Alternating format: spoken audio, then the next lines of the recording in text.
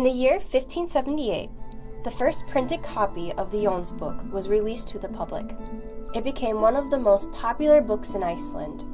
3 years after it was printed, a new edition was printed in 1580 with a few minor changes. It wasn't until over a century later that another edition was printed. In the year 1697, a man by the name Bjorn Thorleifsson became Bishop of Hólar. Bishop Bjorn served as bishop from 1697 to his death in 1710. In the year 1703, Bishop Bjorn bought the only print shop in the town of Skálholt and moved it to Hólar. Bishop Bjorn used this shop to print numerous books.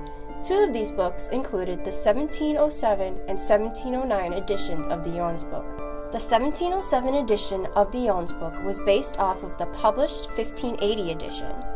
The 1709 edition was based off of the 1707 edition, but included a few minor changes to it. Due to the Jónsbók popularity, according to Jonna K. Schulman, about 260 copies of the Jónsbók have been preserved.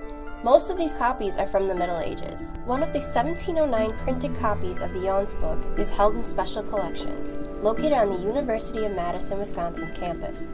It is a reprinted copy that is based off of the 1707 edition. Jónsbók was edited by Benedict Magnusson Beck for the Bishop of Hólar, Bjorn Thorleifsson. The 1709 Jónsbók, much like the manuscript, has a decorative initials for the beginning of each section and running chapter heads, but they are not in color. However, unlike the manuscript, there is no handwritten notes in the margins of the text or on the front page describing who previously owned it. The book is also not in its original 18th century binding and must have been rebound at a later date. But also, unlike the manuscript, there is a printed picture of King Magnus, who created these laws for Iceland in 1281, in the beginning of the text. According to Special Collections, this book was owned by Chester Thordarson before it was donated to Special Collections.